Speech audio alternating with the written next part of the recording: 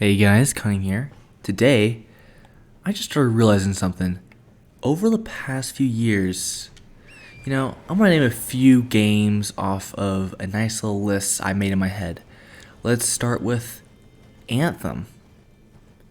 Let's start with Cyberpunk 2077. Let's do Battlefield 2042. Now, what do all these games have in common? They were so hyped up. Everyone was so excited for them. And then when they came out, wow, just messes. There's even a few other games that kind of fit in that description, but not completely. Like Halo Infinite, probably the best gameplay in any Halo game, but like 8 maps a game, like to play the game, like on multiplayer, which wow. Battlefield 2042, the reason why that thing completely crashed into, well, an oblivion is because the performance was so bad, nobody wanted to play it. It was a buggy mess. Nobody wanted to play it at all. Let's go Cyberpunk 2077. Try and play that game on a console? Are you delusional? Because, dang, 25 FPS. The game was a buggy mess. In some ways, it was worse than GTA 5. Like, why do cops spawn behind you? Why don't they just come in police cars and chase you? That's so unrealistic. Oh, let's go back to Anthem. Oh my gosh, what an empty shell that was. Had some cool mechanics from what I could tell. But there was nothing in the game. Nothing of interest, that is. And you know what's crazy about that? I'm pretty sure that game came out in 2019. Isn't that crazy? How long ago did 2019 feel like to you guys? A long time ago? I bet. I thought it was earlier than that until I looked it up. And then we look at Elden Ring. This, people thought they learned through hyping up stuff that they're most likely going to be disappointed nowadays. Because games are just full of disappointment, full of, well, non-stop, microtransactions, buy this to get that, pay to win, or just empty games. A fun game that's fun for a while and then just empty after a while, like Halo Infinite. It was fun for a month or two, but after a while, you just got bored because you've been doing the same exact thing over and over again. But there's something about Elden Ring that makes it so different from all those other games. One thing is, the game is actually complete. Isn't that crazy how that works? Actually complete. The world is so vast in this complete game. Complete. I'm going to keep saying complete a lot. In this complete game, it is so vast. After playing for over 80 hours, I have yet to find every boss. And I'm on my third playthrough, even though on my second playthrough I still haven't completed the game. I just want to try new styles of the game. The game is just so fun. I almost got burned out for a second until I started my new character. And I was like, oh my gosh, this game is so good. And I just got right back into it. And I've been playing this game exclusively for I don't know how long. Since the game came out, I played a tiny bit of Witch Queen just to get, the tiny bit I needed done. But besides that, it's only been Elden Ring all the way. And you know what's crazy about this? People are begging for more. It's like, I want a DLC now because we want more. Even though we haven't even explored the entire world yet, I want a new DLC. Because wow, they're most definitely probably doing DLCs and probably with the success, a sequel, and I cannot wait. As a bunch of other people cannot wait. Now, I look back at other From Software games, and I'm gonna be honest with you, the only other game that called to me a tiny bit was Sekiro, and the only reason it called to me was because I bought it on a sale for $30. And the thing is, I went to the butterfly lady, and after defeating her, because, I can't just quit a game without defeating the boss I, was fighting. But after defeating her, I didn't feel like playing the game anymore. I just realized I didn't have any fun doing whatever I was doing. But in this game, whatever I do, it's always fun. No matter what. It's linear and yet not linear at the same time. There's a boss you're stuck on, go level up. Come back, you'll have a nice and easy time. Or easier time. And wait, what was that? If you bought the game or pre-ordered it, guess what? You didn't get an extra sword? Cool skins? Wait, really? That's crazy. How does that work? The game was just $60, okay? You buy the game, you play game, everyone's equal. Except for hackers. No one likes hackers, okay? Go away. Don't play this game. Look at that. I found a new place. After all my hours, I found a new Evergal. I think that's how you pronounce it. Not only that, this game is the most accessible. People may say it's super hard, but it's not. There's ways to play it that makes it easier.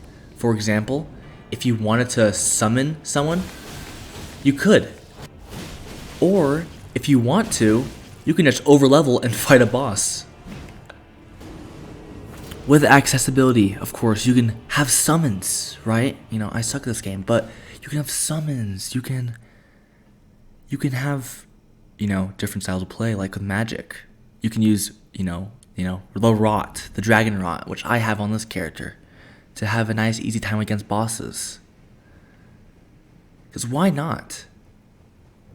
People may diss people for using summons or being a magic build or using dex and not using just, strength and just, empty brain style of playing. But the thing is, you're allowed to play this as whatever you want.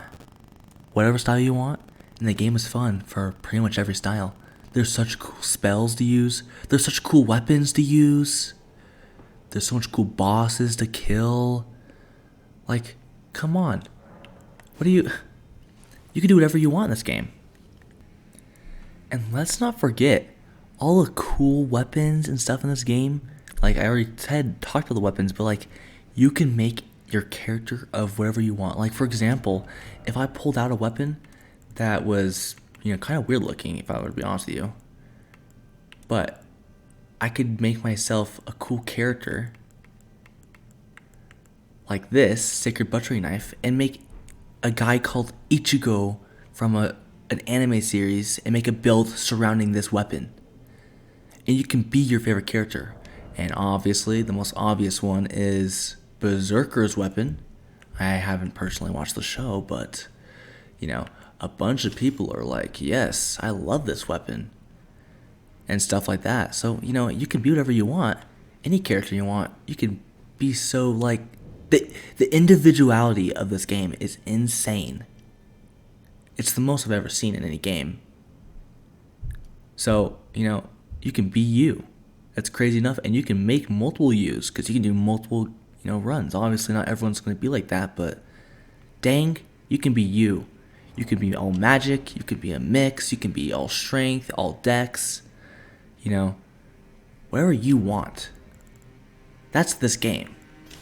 And that feeling of when you kill a boss or just an enemy in general, and you get their stuff, their weapons, or remembrance, dang, do you feel good, don't you?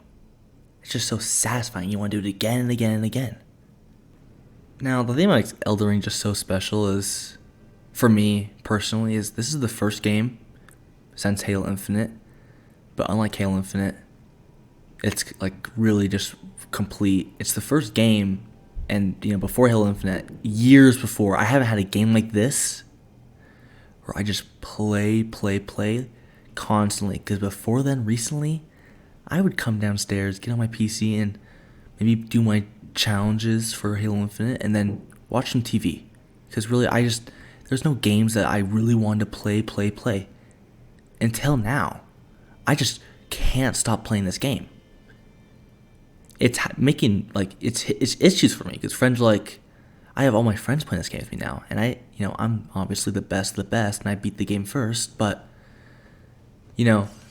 It's just so nice to play this with friends also. That's another cool feature you didn't really think about. Join your friends for a boss fight when they're struggling. I find it so satisfying when my friend's having a hard time and I can join him and help him out. Because why not? This game is just too addicting. And I understand when they gave it 10 out of 10. Or 97 on Metacritic. This game fully deserves that score. People may say the graphics are, half a decade old or a decade old. Older than it should be. And you know what's funny about that? If it was a decade old, graphic wise, I wouldn't care. I would rather have the gameplay be more fun than the actual graphics of the said game. Battlefield 2042 may have amazing graphics, but the thing is, it was not fun to play. It was just too many glitches, too much issues. This game, the graphics aren't, as high, obviously, but I'd much rather play this game because graphics aren't really much of anything in this kind of genre. Anyways, guys, this is pretty much all I gotta say on this amazing god tier game. It's probably gonna tie, to become my favorite game ever. I just love this game so much, and this hasn't happened in so long. I'm like a child again playing video games, and I'm so happy about that. Anyways, maybe subscribe if you guys agree with me, or got anything out of this. Not gonna beg too much. I'll see you guys in the next one. After this, go enjoy yourself, play some Elden Ring or whatever. I have to go work on a presentation for tomorrow. Who thought someone could stress for 2 weeks on 10 minutes? A 10-minute presentation. Am I right? Gosh, that's just annoying, but you guys go enjoy yourselves. Go explore the world. Go find secrets. Go share those secrets. Go play again. Play the game again. Gosh, this world is just beautiful. Okay, I'll see you guys in the next one. Bye.